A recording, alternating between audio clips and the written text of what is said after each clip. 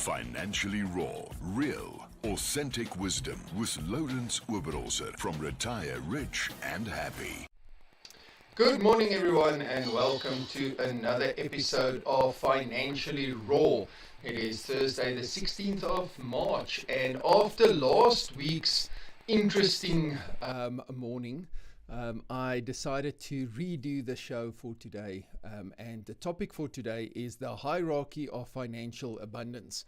I really felt last week that we want to do this show again because it's such an important topic to discuss, and I really think if you listen to it carefully, you start implementing the different building blocks, it will benefit you dramatically. So looking forward to the next hour and spending some time with you guys. As per usual, those of you who are on our social media, unfortunately we can't play the music because we will be blocked. So during that time, we're going to show one of our older shows, a little bit of our previous topic. And the two topics I've got, we'll see how far we get. The first one is how to get rid of debt. And the second one is why a budget is important. So we're going to focus on getting rid of debt first. So if that is something that you feel is something you're concerned about, let's tackle that and make sure that you have a plan to get rid of that debt of yours. Then, as per usual, those of you listening on Berg Studio, if you have a comment, you want to chat to me in studio, you're welcome to push the shout out button, send me a message in studio. I will be able to see it. Those of you on our social media, unfortunately, I can't be on all the social media channels. So you can send me a message on WhatsApp. I've got my WhatsApp open here on my left hand side, and at the top there is the WhatsApp number 0828016693. If you have any questions, any comments, you are welcome to share them with me and I'll also answer your questions. We've got quite a few music breaks. We're going to have some nice range of music. We've got 9 days with Absolutely, some Queen, Train, and then also the All American Rejects. So before we get going, let's start with a music break. So again, those of you on social media, we are going to start watching Getting Rid of Debt. So here is how you get out of your debt. So the first thing you need to do is you need to create a positive cash flow. You need to look at where can you cut your expenses to create positive cash flow, whether that is 500 Rand a month, 1,000 Rand a month, even 200 Rand a month. The mistake people make is they then want to pay a little bit more on all the different debts that they have. And that is not a way that you build momentum. So the first thing you're going to do is you're going to look at all your unsecured debt and you're going to write the following information down. You can do it on a spreadsheet or you can do it on a piece of paper. We have a tool that we've developed for people, which is our debt settlement tool, which does all of this for you. All of these calculations gets done for you. It creates your strategy automatically. And you can order that tool. Now, the normal cost for that tool is 2,999, about 3,000 Rand. But if you order from this podcast, you will be able to get it for 75% off. So all you do is you email info@retirehappy.co.za. The subject is financially raw. Debt calculator or debt tool. It only has to say debt. So you say financially raw debt and you say you would like to order the debt settlement calculator tool, and instead of paying 2,999 for it, you will be able to get it for 749 Rand. So it's 75% off of that tool. But you can put it down, you can write it on a piece of paper, or you can do it on an Excel sheet. This is the information you need. The first one is you need to know what the outstanding balance on each of your debts are. The second information you want is what is the interest rate that you're paying at the moment. And then the third one is going to take a little bit of work, and that is what is the minimum payment that I have to make. Now, sometimes this means you have to phone all of these people and say to them, listen, you are saying I have to pay 500 Rand a month. Are you willing for me for the next couple of months to pay 400 instead of 500? Because I'm working on a way to get rid of all my debt, but to do that, I have to reduce my expenses on each separate debt first. And you negotiate with them what is the absolute minimum they are willing to accept. And you put all of that minimum payments that you have to make down. Then what you do is you look at how much money you've saved by negotiating minimum payments with your debtors or your creditors, with your creditors. And secondly, you look at your positive cash flow. So let's say, for example, you've created 1,000 Rand per month positive cash flow by doing a proper budget, doing the strategic expense planning, etc., etc. Plus, you have created another 300 Rand because you've negotiated with your creditors to give you a lower payment. And welcome back, everyone. That was on Berg Studio. If you want to listen to me on Berg Studio, you can go to bergstudio.co.za and just click on play. And that was a story of a girl, absolutely, from 9 days. And then on our social media, the guys on YouTube, guys on LinkedIn, YouTube, Facebook, all of our different social media channels, you are watching how to get rid of debt, and I hope you're getting some benefit from that as well.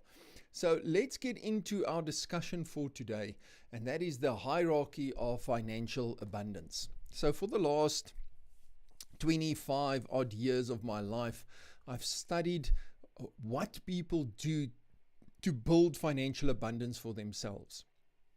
I've read hundreds and hundreds of books.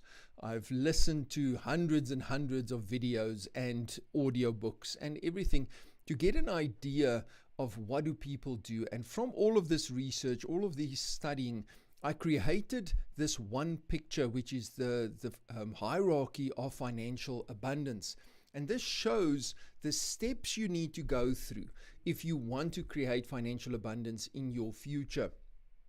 So let's start with that and start working through this. Now, you'll see there's a lot of different levels. Each level has blocks, and then there's some descriptions here on the sides as well. So I'm going to explain all of that for you. So when you want to get to abundance, there's certain phases that you have to go through, and that is what's here on the left-hand side. It's called stability, security, growth, and abundance. Now, for those of you on radio, you can't see the picture, but imagine in your mind it is a triangle or a pyramid, and that triangle has certain levels, and each level is divided into blocks.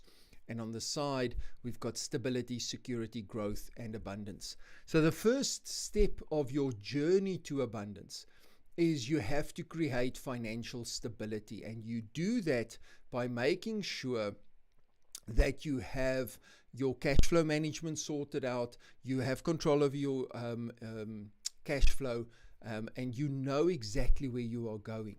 Then you go to security, then you go to growth, and then you go to abundance. So below all of this, the foundation of this, which basically sits almost under the ground, is what we call your financial intelligence level. Now, this is something that is dramatically lacking in our education system. We come from an education system that for generations have taught us how to become good employees and earn an income. But it doesn't teach us what to do with that income once we've earned it. It doesn't teach us how to build assets, how to build financial abundance. They've sort of got this idea that, don't worry, you'll pick it up as you go along. The problem is, by the time you've picked up a lot of these rules and a lot of these strategies, you're so far behind the 8 ball that you can't catch up anymore. So financial intelligence is your first step in this journey. You need to understand the rules of the game. If you don't understand the rules of the game, you cannot win at this game. So it is so important for you to first increase your financial intelligence. Read, listen, go to courses, get involved in our financial coaching system. so that you can learn what it is that you need to learn. Guys, financial abundance doesn't happen by accident. It happens by design. And you can only design it if you know the rules, if you know what you need to do to design it. So that is the financial intelligence, which is the foundation of your hierarchy of financial abundance. The next level we want to go through is the risk management level. This is the things that could happen to you that could change your life or your dependents' lives forever. Guys, this is the cornerstone of your financial abundance pyramid.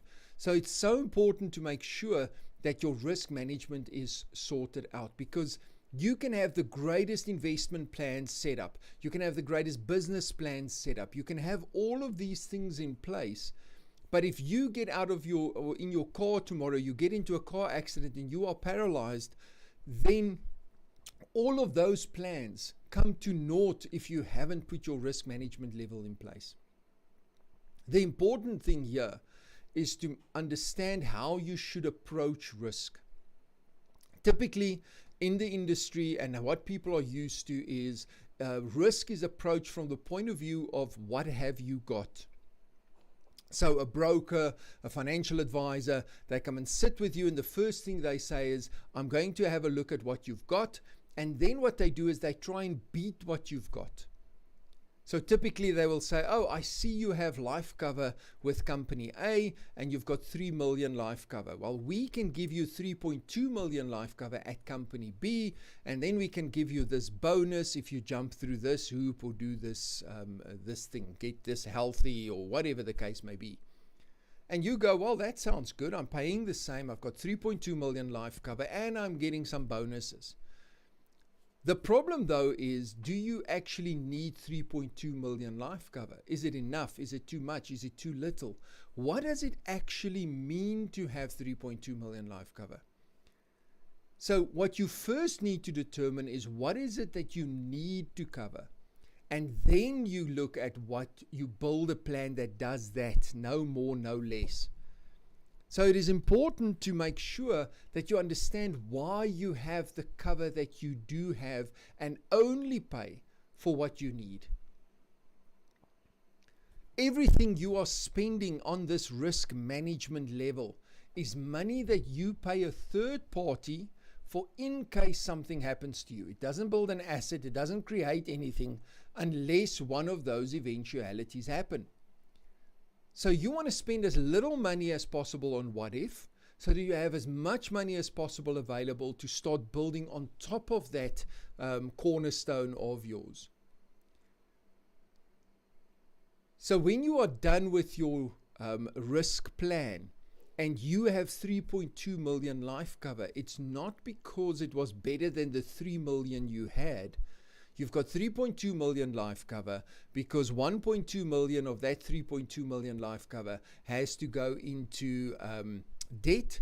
500,000 gets invested for your kids' education, and the other 1.5 million gets invested into some kind of investment to give your spouse 3,000 or 4,000 rand per month as an income. So now you know why you have 3.2 million life cover. It's not because it was better than the other policy that you had.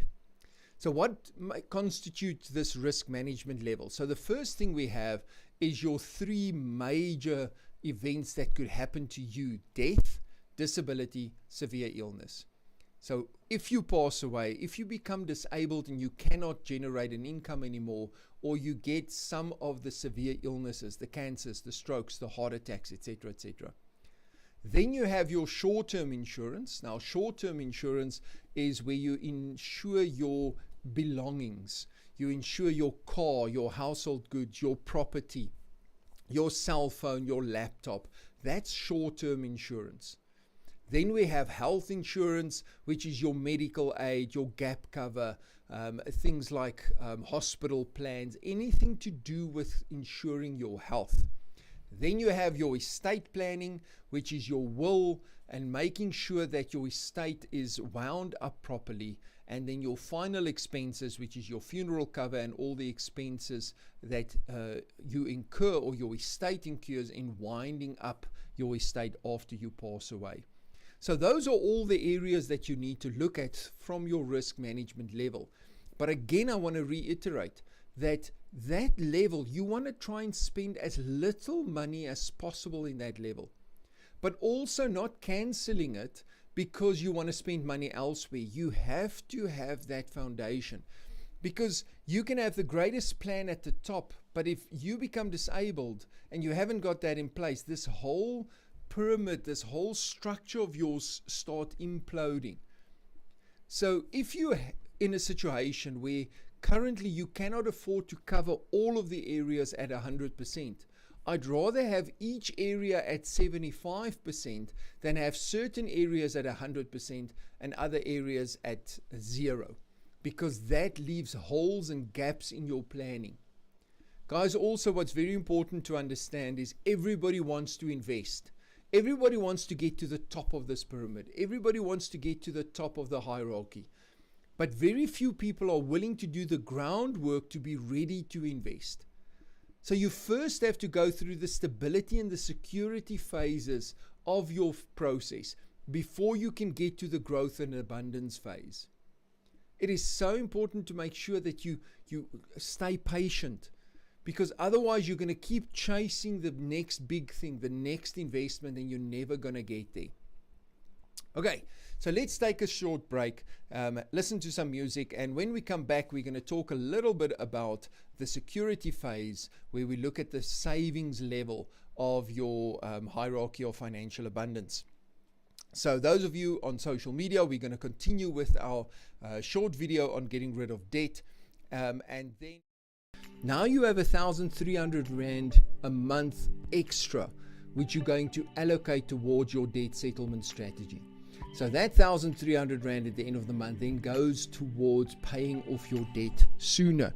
And how you do that is you choose one of the debts and you start focusing all your energy and attention on that debt. All the other debts, you pay the minimum amount that they are required, and one debt you tackle with everything you have, and you get rid of that debt as quickly as possible. So if you have 1,300 Rand extra, you pay the normal premium on that debt, plus you add the 1,300 and you start paying that debt off sooner.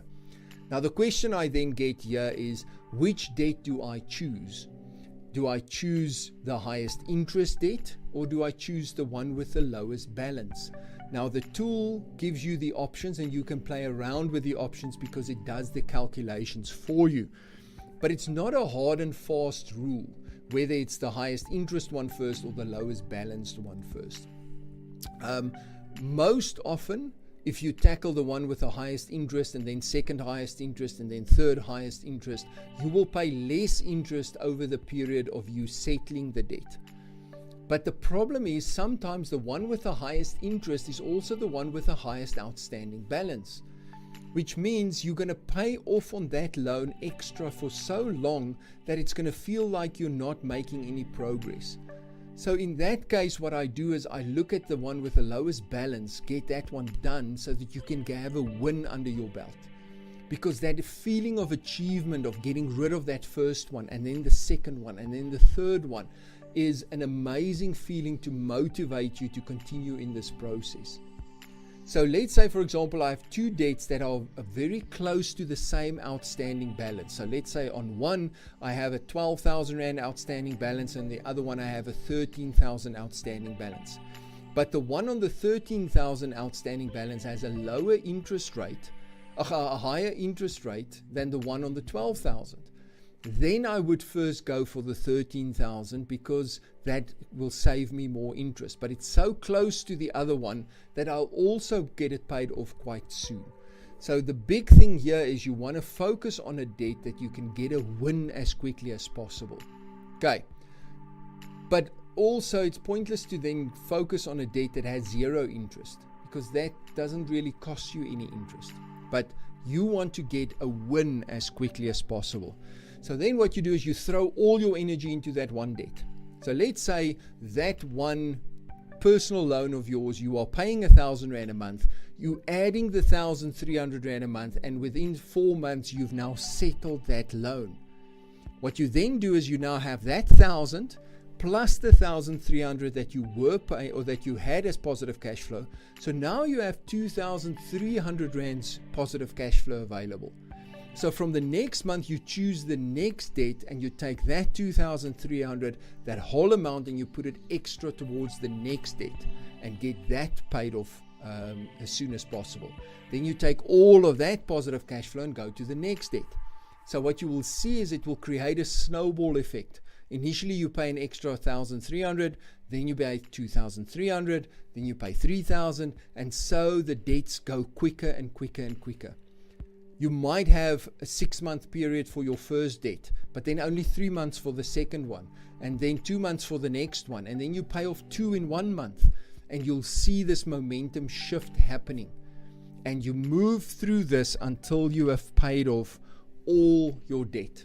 And you can do this within 12 to 18 months, even quicker depending on what your debt situation is. And once that is done, you're sitting in a situation where you have financial stability. You've taken control of your cash flow because you've created a proper budget, you know where your money is going, plus you've created positive cash flow by getting rid of this debt so that you don't have to pay interest anymore. You can now take that money and start creating interest by investing it. And that is what we will chat about at a later stage, is what do you do next? Once you've now paid off your debt, what happens next? Guys, thank you for joining me this morning. I really enjoyed our chat about managing your debt. Like I said, if you want to order that debt settlement tool to help you create your strategy, you can order it from our offices, info@retirehappy.co.za. Your subject line just says financially raw debt, and then you can just say you want to order it. It's 75% off if you put that in, so you can get it for 749 Rand. Have a great weekend, and look forward to seeing you guys next week.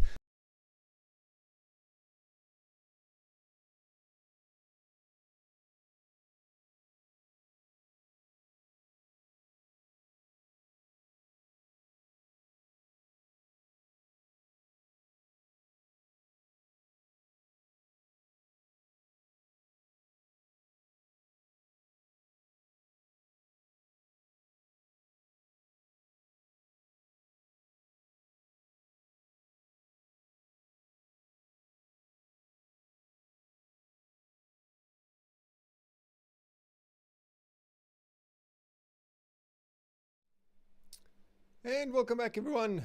That was the getting rid of debt. Those of you watching on social media, hope you learned something from that video. When we have our next break, we're going to talk a little bit about why a budget is important. That's when I had Warren Turner, our top coach in the business, in studio, and we discussed a little bit about the importance of having a budget. So let's continue on our hierarchy of financial abundance. And we've spoken about the risk management level. The next level we're going to work on is your savings level. So a lot of people get confused between what savings is and what investment is. So savings is money that you put to build a capital asset or get rid of debt so that you have capital. Savings is all about capital. Investment is all about building income generating assets, something that builds income. So on the savings level, the first one we need to look at is your debt settlement. Guys, it is pointless to start saving into different kinds of savings vehicles like in retirement annuities and those kind of things. And you first have to get rid of your debt. So create a proper debt settlement strategy like we just explained on the video we showed, to get rid of your unsecured debt. So what is unsecured debt? Unsecured debt is those debt that you have that is not secured by an asset. So it's usually called consumer debt. That's your credit cards, your personal loans, overdrafts, revolving credit, all of these debts. And that is what kills your cash flow. You're paying 18, 19, 20, 22% interest, but then you want to invest in a retirement annuity where you're going to get 9% interest. So why earn 9% and pay 18 or 20 or 25%? So first get rid of that unsecured debt, and then you start to invest. So once you've done your debt settlement, you want to create your emergency fund and your CapEx fund. So let's first look at the emergency fund. That is the fund that you have available. It's typically put in a savings account, a low cost or no cost savings account, and that is so that you have accessible cash available in the case of an emergency. You might have a situation where your car breaks down, you get sick, anything like that, you lose your job. So what we typically suggest to people is to have an emergency fund of at least 3 times your monthly expenses. But then you also want to get your CapEx fund built. So what is your CapEx fund? CapEx, for those of you who don't know, is a shortened version of capital expenditure. So capital expenditure in a personal budget scenario is those expenditures that doesn't happen every single month. It is something that happens once or twice a year, and those are things that we don't often put into our normal monthly budget. So for example, you might have the car service. You have to buy a license for your car. You have birthdays, you have holidays. All of these kind of things are CapEx expenses.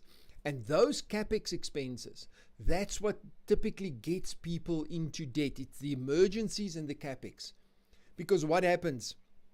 Our budgets are so tight that suddenly something happens to the car, it breaks down, we have to fix it. It's going to cost us 10,000 Rand. And because we don't have money in our budget, we put that on the credit card or we take out a personal loan. So what we want to do with the CapEx fund is preempt, and the emergency fund is preempt these kind of things. So if you know your car needs to be serviced in July, in your CapEx fund, you already have funds available so that you don't have to go into debt. Then we start looking at saving for your children's education, and then lastly also getting rid of your bond or settling your bond. And when we look at a bond settlement, we look at the bond on your primary residence so that you don't pay rent to the bank on your property. So that is the bond settlement. So that's the savings level.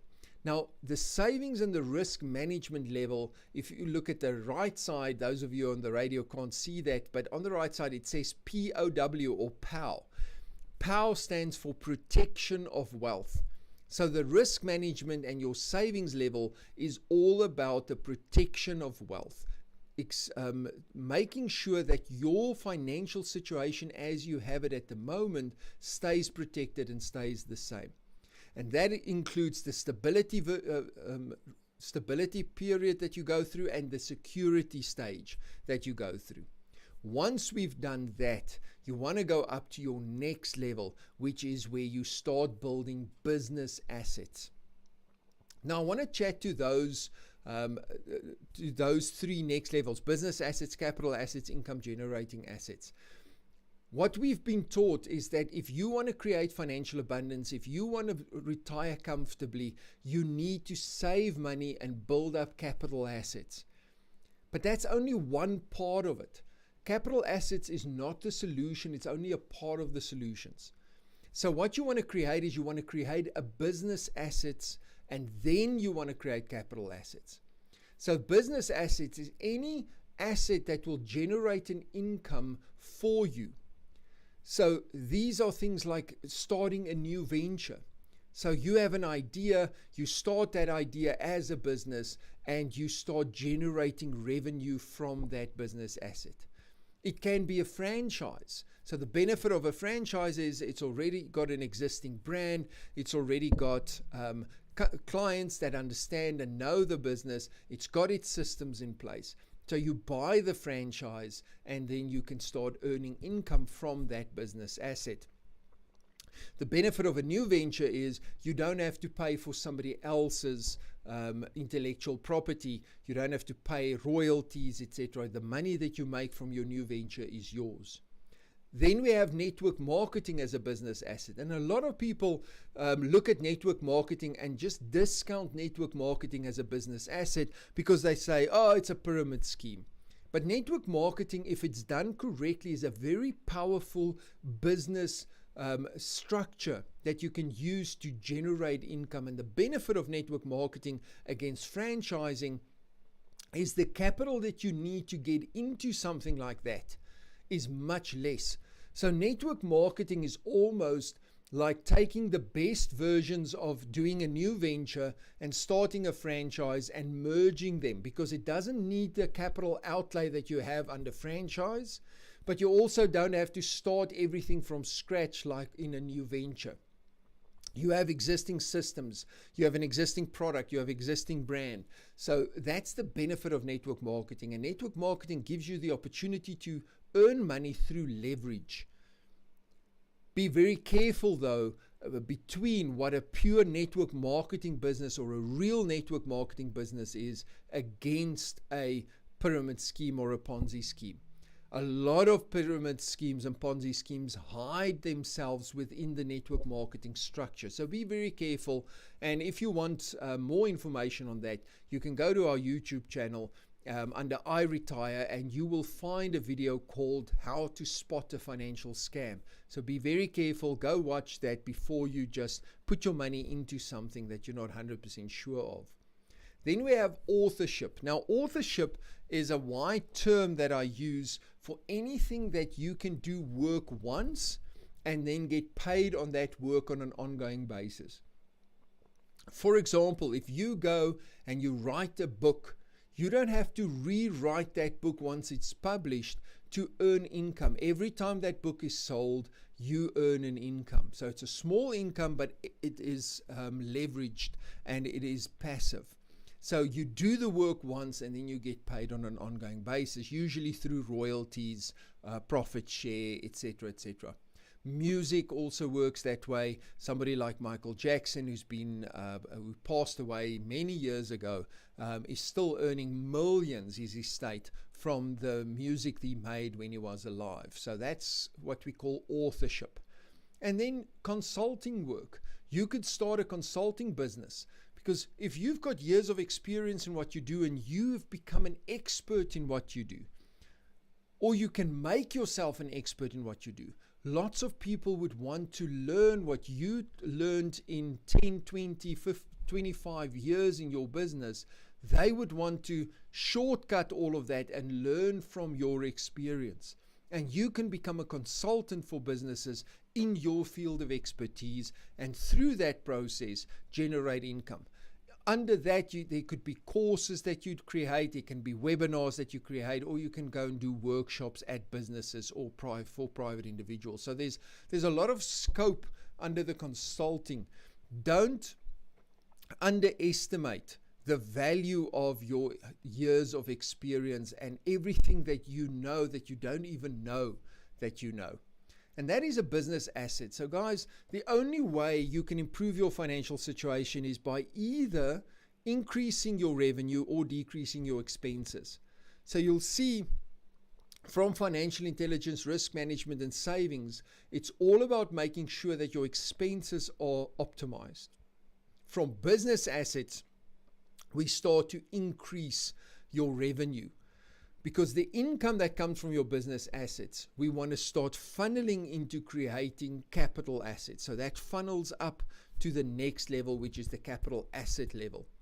So before we get to capital assets, let's take another music break. Those of you who are on social media, we're going to show you a video on why it is important to budget. Okay, so Warren, we're going to talk about the SEP. So I think let's start with why is budgeting important and what is the SEP tool? Okay. Well, obviously, from a budgeting perspective, you need to find out exactly where your money is going, okay, before you can actually start budgeting. Because if you don't know where your money is going, then how are you going to put a budget in place? The SEP tool, though, on the other hand, is not a budget. Okay, that's actually the call it the pro forma before a budget. Okay, so it's strategic expense planning, more tracking tool. And within that SEP tool, you obviously split your money in between variable costs and then fixed costs, and that's extremely important. The money coming in from a monthly basis, obviously there's those monies that go out as in EFTs or debit orders. Those are fixed costs. Those are every month expenses that happen, okay? Then your variable costs need to be split from that. And through your variable costs and your fixed costs, you can then determine your excess money that you've got, and then obviously you start moving on along with your SEP tool. And that is just called, it's a basis of how the SEP tool works. I mean, I'm not going to get into every single tab that we've got in the SEP tool, but that I feel is the most important part on your the money that you get from a monthly basis, and moving it into those two formats splits it up so you're not looking at just one page and trying to derive where all that money is going on a monthly basis. So that is extremely important. Then from there we start itemizing what is between fixed and variables, and obviously what happens in your variable costs. So the thing is, and what you said there as well, is it's so important to start with something like this. And it's not a budget. You don't start with a budget, you start with expense tracking. I always say you cannot predict or cannot plan where your money's going next if you don't know where it's gone. Yes. You first have to see where your money's gone. And this is the problem. Most people think that budgeting is a predictor of the future. They say, okay, so they start the beginning of the month and they say, all right, so I've got this much money in my account. This is everything I need to pay this month. So I'll be fine. There's going to be some money left. And then by the 20th of the month, the money's gone. They start dipping into savings or dipping into their credit card or their overdraft. And they go, yo, that's been a tough month. But next month, this is going to happen. But people very seldom go and look backwards and say, but why was it a tough month? What actually happened? Is it that I misjudged my expenses? Was there unforeseen expenses that came off once? Why did it come off? Should I not have paid it or whatever? Should I not have bought that red shoes this month? Whatever the case may be. Because if you don't know why you're in trouble, you're never going to be able to fix it moving forward. So it is so important to have a budget. I think we have two things that say minimize your risk is your foundation of your financial plan. So it's critically important to make sure that your risk is sorted out. But almost more important than that is you have to have a proper budget, because without a budget, nothing else happens. 100%. And I think a lot of people presume a budget is taking a piece of paper, or a little Excel spreadsheet. Or a little Excel spreadsheet, yes. And then they're writing down things and they just assuming that, let's say there's a fixed amount that comes off that's around about 500, and I'm using the word specifically roundabout because that's what they do. It's 520 odd rand, or it's 600 and something, and they add up all these assumptions and say, okay, well, that's how much I think I'm paying from a fixed cost every month. But they're not really looking. Like you say, the most important part is go back, draw that statement, look where every single cent. That was Train and Calling All Angels. And those of you watching on social media, YouTube, Facebook, LinkedIn, we were talking about why a budget is important. We're not going to get through that whole video, but I will definitely play it again in future. So watch our next show and we will run through the rest of that video as well. Okay, so when we left off, we were talking about growth phase. So that's stability, security, growth, and then abundance. So the growth phase, we first talk about business assets to increase your revenue and create multiple sources of income. Guys, if you think that through your job you're going to earn enough income to become financially abundant, that's not going to happen. Remember, your company has to buy you at wholesale and sell you at retail. So you will never earn what you're worth. You need to go and create and become an entrepreneur and create your own sources of income. Okay, the next level is the capital assets level. So what you want to do is you want to take the extra revenue that you have and start putting it into capital assets. So where in the previous model and the model that we've been taught, capital assets was the end result of your income being saved. Capital assets in our model and in this hierarchy of financial abundance is an interim step until you get to your end step that you want to achieve. So capital assets are things like investing in unit trusts, investing in index funds, investing in retirement annuities or endowments, anything that will build up a capital over time. You can actually add savings accounts there with the bank as well. So it's anything that builds a capital. But in our model, what we want to do is we want to build capital so that we can move that capital into what we call income generating assets. So it's only a parking spot or an interim phase that you go through before you get to the point where you actually build the assets that will give you financial abundance.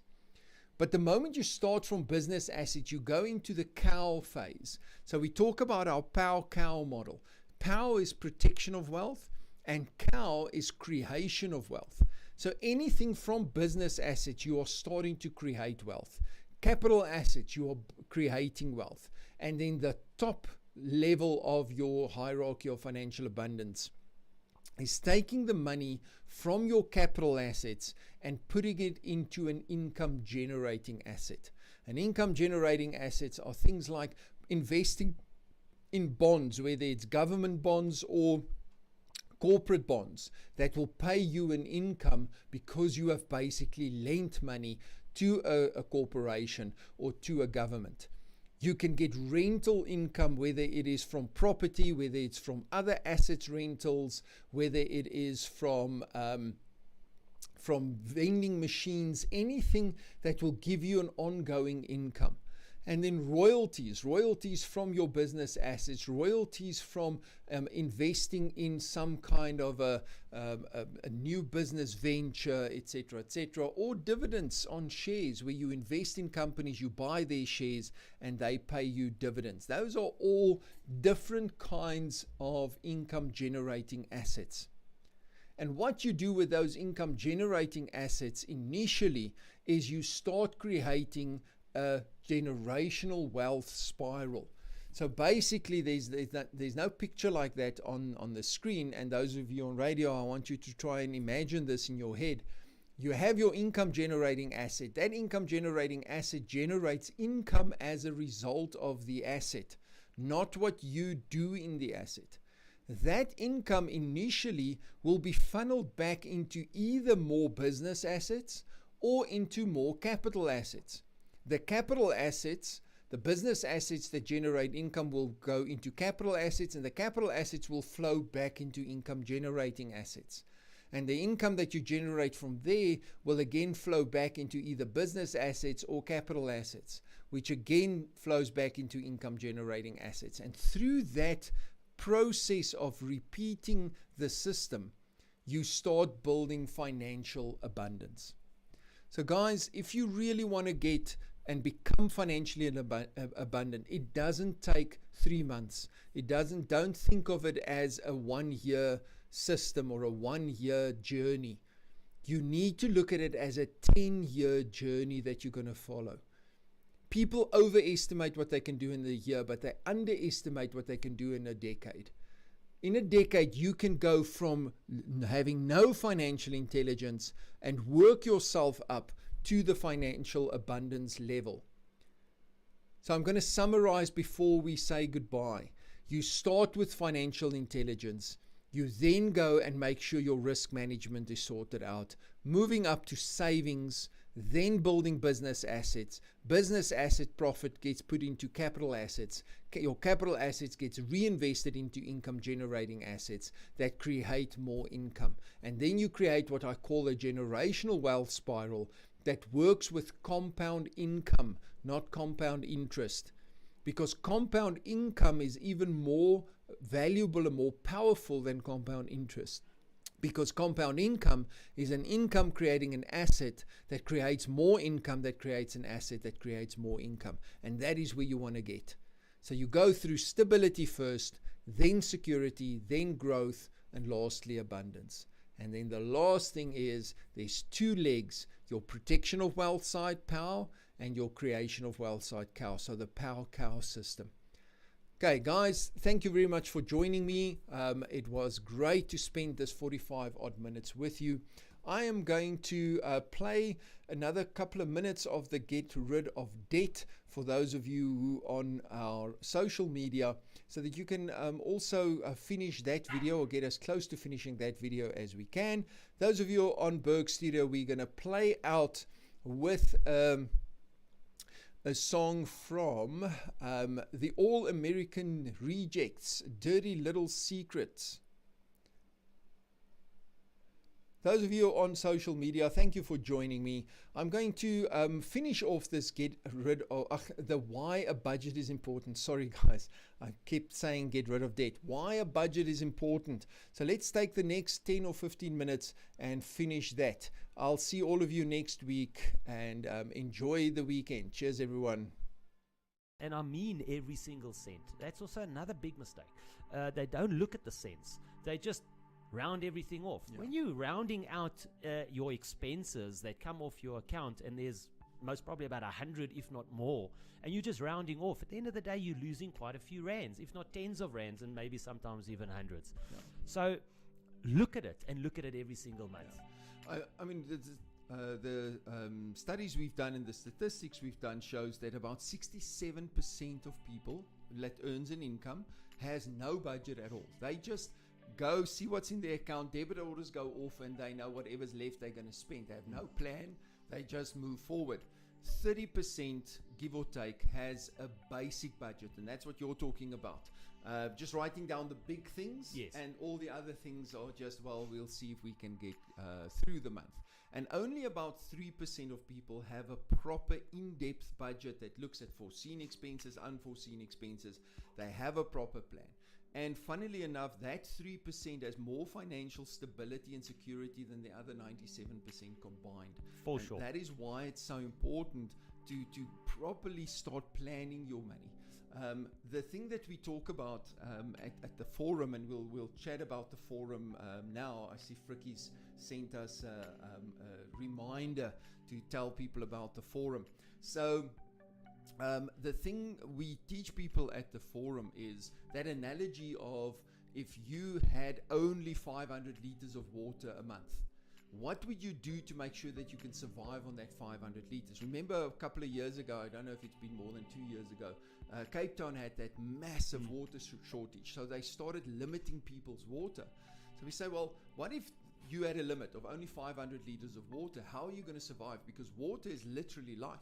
Yeah. If you don't have any water, you finish your 500 liters in the first 3 days, then you're not going to survive if you can't get water somewhere. So what you would do is you would say, okay, what do I need water for? How much can I allocate to each of those things, and see that you've allocated your water? What can I reuse? What can I use more optimally, etc., etc.? But the funny thing is people don't do it with their money, because that's also a finite resource. Doesn't matter what your income is, you only have a certain amount of income to work with. So some person has 15,000 Rand, some person has 30,000 Rand, somebody has 300,000 Rand, but it's still finite. So you need to sit down and really have a plan of saying, what am I going to use my money for? How am I going to allocate it better? Can I optimize my spending on it? And it's almost like people feel like a negative thing if they start being critical and what's the word? Very specific about where their money's going. Almost like, oh, I don't want to sound like I'm selfish. Yeah, I don't frugal. Because they connect a negative connotation to it. And people need to go away from that. Yeah. Because again, if you only had a certain amount of water and you started limiting it's not because you're selfish, it's not because you're frugal, it is because that's all you have, and you have to make it work for you. And I think that's the whole thing about the SEP. I think another thing people do is they leave all their money in one account. So once all the fixed costs are off, okay, then you've got this money sitting with you. So they don't now allocate that money in a specific place. Yes. And exactly what you were saying in Cape Town, and when Cape Town was on those water rations, I happened to go down, and when you have a shower, you just put a bucket in the shower with you. You Yes. can't believe how much wastage you have Just of runs down water the drain. that goes and just falls in the bucket, even though the drain is open. Yeah. But the extra amount of water one accumulates in a shower, and then you use that to top up the toilet or whatever the case may be. So why don't we do, like you said, why don't we do that? So once your fixed costs are off, you've got that X amount of money. You must allocate certain amount of that money for your variable costs. And if you allocate only a certain amount, that's all you have to spend. The balance then goes into either your debt or your reserve account or building your financial future. Yeah. But people don't do that. So they leave it in that account. That's the money they've got to spend. That's why by the 20th of a month, there's too much month for their money. Exactly. But if they allocate it and know every time they spend X amount of money, that's all I've got left, you will see that it only takes 2 or 3 months to develop that. A new habit. The habit comes in, and once that habit is in place, you're fine again. Exactly. But like you said, people tend to have this thing that they're too scared to talk about it and allocate only a certain amount. Yeah. And it's to their detriment at the end of Exactly. the day. And to tell other people's no. People say, come out with us for dinner. If you don't have the money yet, we feel bad to say, no, I can't. It's not part of my planning this month, because we sort of feel like people will look at us and say, oh, you're a party pooper, or you're like so freaking, what's that? There's a specific word, Scrooge. Yes. Yeah, Okay, Uncle Scrooge. Yeah, so you're a Scrooge. You don't want to do anything, Yeah. and it's not that. It shouldn't be a negative thing. Yeah. It should be a positive thing, but we're making it a negative thing. Well, it's keeping up with the Joneses. You know, if that person's got a new car, now you want to get a new car. If that person's Exactly. got a new bicycle, you want to get one. And so it goes on. But you might not be in the same situation yet. Doesn't mean that you never will be, but yet. But if you take control of your money and you know what you've got to spend and how much you can, then you can start saying, okay, I might not be able to do it this month, but in 3 months' time, I can do that. Exactly. You know, so have these smaller goals. I think if you only think of retirement, that's a long-term goal. It's important, yes. That's fine. You need to have that long-term, but also have short-term goals, because a long-term goal, a person gets bored. They start forgetting what that goal is for, and then they'll start spending their money. But if you have these shorter little goals that is more easier to get to, you're not going to veer off your track, and that's also extremely important. Yes. Then we've got a comment from Warren. Even if you are in the situation where you could afford it, never say, I can't afford it. Rather say, I choose to rather invest this money somewhere it will work for me, especially in front of children. That is so true. That's something I've tried to do my whole life with my kids. My kids think I'm the richest person in the world. They think I'm like Bill Gates or something, because I never told them we don't have the money. I always said, we're not going to spend our money on this. I don't feel it's worth spending our money on this. So we have the money, but we choose not to do this, even though sometimes we didn't have the money. But it's about creating that perception in your children's mind. Do you create a perception of lack? Yeah. There isn't enough, there isn't enough, there isn't enough. Or do you create that perception of control? That, listen, we choose where we're going to spend our money. Exactly. And also what's important at that time. You know, if they also learn to understand that sometimes you need to say no to something. In other words, like Warren said, we choose not to do it now because their goal is to maybe that they wanting to purchase a bicycle 3 months down the road. So they also need to start thinking on where their money, their pocket money that you give them, where it's going. I mean, yeah, we're all talking about adults using a SEP tool, showing one another or showing themselves where their money is going and what they're going to do with it. Give the SEP tool to your child. I mean, even if your child is in grade 6, look, I'm talking grades. Well, should it be standards? That's my age, I guess. But anyway, just give it to them. If they're getting pocket money, give them the SEP tool. You know, let them start seeing where their money is going. Exactly on their statement. Let them draw the statement. Let them see exactly what their cents are doing for themselves. Yes. And also the interest rate. Gee whiz, so I had X amount of money in, so much was left over, I got X amount of interest. It might not be a lot, but let them start understanding what money does.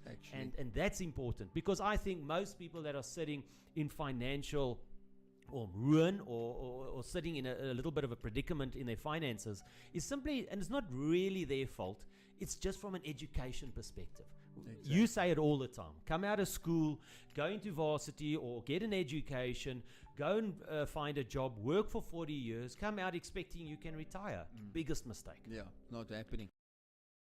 Financially raw, real, authentic wisdom with Lourens from Retire Rich and Happy.